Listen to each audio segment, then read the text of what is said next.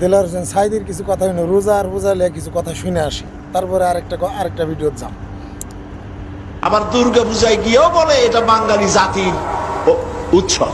নওয়াজুবিল্লাহ, আমি বুঝি না এরপরেও তার ধর্মমন্ত্রিত্ব থাকে কেমন।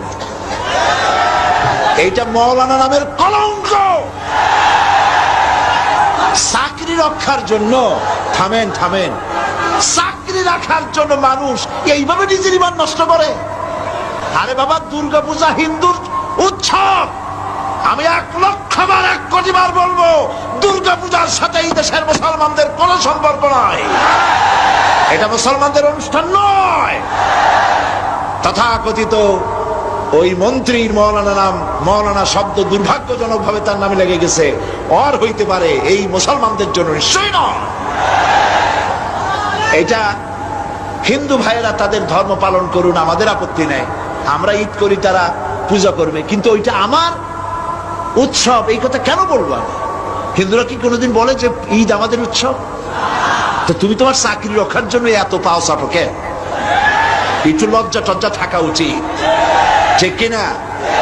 শরম থাকা উচিত, পার্সোনালিটি থাকা উচিত। এইসব মঞ্চে গিয়ে গৌতম বুদ্ধের প্রশংসা, তার আদর্শই ভালো, ওর আদর্শ ভালো, মোহাম্মদ সাল্লাল্লাহু আলাইহি ওয়াসাল্লাম আদর্শ ভালো, তাহলে পার্থক্য রইল কি? গোলালু মার্কা নেতা, গোলালু ভর্তায় চলে, চিংড়ি মাছে চলে, গোস্তে চলে, মাছে চলে। গোলালু কোনো জায়গায় বলে না যে এটা দিয়ে আমারে হবে না। কাজী ওরে পূজার মণ্ডপেও চলে, ঈদের মাঠেও চলে, সব জায়গায় চলে, জাহান্নামেও চলবে। আমি কারোর সাথে মিশে যাই না। আমার অস্তিত্ব আলাদা, আমার কৃষ্টি, আমার কালচার, আমার সংস্কৃতি পৃথিবীবাসীর থেকে সম্পূর্ণ আলাদা। শুনলেন তো দেলোয়ার হোসেন সাঈদী সাহেবের কথা। আমাদের খুব প্রিয় মাওলানা হুজুর আর কি, খুব মহব্বতের হুজুর আছিল উনি। তারই দলের নেতা জামাত ইসলাম, যে ইসলামের নাম নিয়ে যারা রাজনীতি করে, তাদেরই আরেক নেতা শিশির মনির। আসেন তার একটু বক্তব্যটা শুনে আসি। একদিকে রোজা, আরেকদিকে হলো পূজা। এই রোজা এবং পূজা মিলে বাংলাদেশ। এই একটাকে যদি সরিয়ে দেন আরেকটা যেমন ব্যতীত হয়, আমাদের এই ভাটি অঞ্চলে একজন হিন্দুকে যদি সরিয়ে দেন আরেকজন মুসলমানের অস্তিত্ব থাকবে।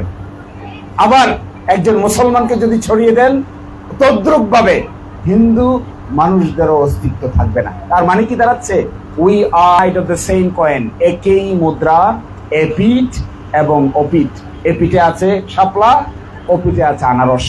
আমরা একই মুদ্রার এপার এবং ওপার। এটাই হলো একদিকে রোজা, আরেকদিকে হলো পূজা। জামাত ইসলাম রোজা এবং পূজা মিলে বাংলাদেশ করে। আপনার ইসলামের নাম লইয়া এই যে ইসলামটারে এভাবে তারা নিজেরার মতো করে চালাইতেছে, তারা নিজেরার মতো করে ইসলাম তার বাবার সম্পত্তি, এরকম বিষয়টা। ইসলামটা কিন্তু কারো বাবার সম্পত্তি হইতে পারে। ইসলাম কি আমার মতো করে আমি চালাইতে পারি, আপনার মতো করে আপনি চালাইতে পারেন? হয় এটা ভাই কোন আপনারা যারা বিবেকবান বুদ্ধিমান তারা বলবেন একটু কষ্ট করে আমারে, যে ইসলাম কি কারো ইচ্ছা মতো চলে কিনা ভাই?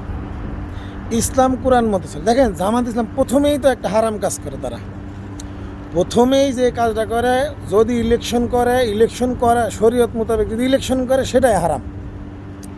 এখন জামাত ইসলাম কী করতেছে? ইলেকশন করতেছে। ইলেকশন প্রথম কাজ যদি হারাম করতেছে তারা ভাই, তো তারা যদি প্রথম কাজটা হারাম করে, তাইলে তো তারা ইসলামী দল না।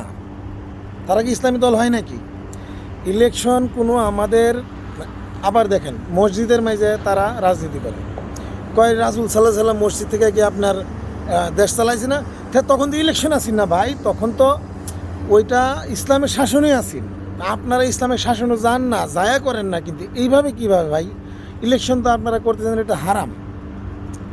আর এই রোজা আর পূজা ভাই, নাউজুবিল্লাহ, আস্তাগফিরুল্লাহ, তওবাহ, বাদ দেন এইসব কথা কোয়েন না। এইসব কথা শিশির মনীষা বাদ দেন, কারণ এগুলো আদৌ ঠিক না। রোজা আর পূজা কি কইতেছেন আপনারা? বুঝলাম না কিছু। আপনারা ইসলামে তো আপনারা তো এই ইসলাম মানুষের কাছে খারাপ বানাতেছেন। আপনাদের মতো জামাত ইসলাম, আপনাদের হিন্দু শাখা আছে। কোনো ইসলামী দল হিন্দু শাখা আছে নাকি? শুনছেন আপনারা কেউ জীবনে? এইসব ইসলাম লইয়া ভাই, আল্লাহ খোদার দোহাই লাগে, আপনারা এই ইসলামটা তামাশা বানায়েন না। ভালো থাকবেন। আর জামাত ইসলাম যারা করেন তারা আমরাই ভাই বক্কর, কিন্তু তার মানে এইভাবে ইসলাম রেলাতাম, আপনারা ইসলাম বাদ দিয়ে দেন, বাদ দিয়ে এখন যে আমরা খালি জামাত। ব্যাস, ভালো থাকবেন, সালাম আলাইকুম।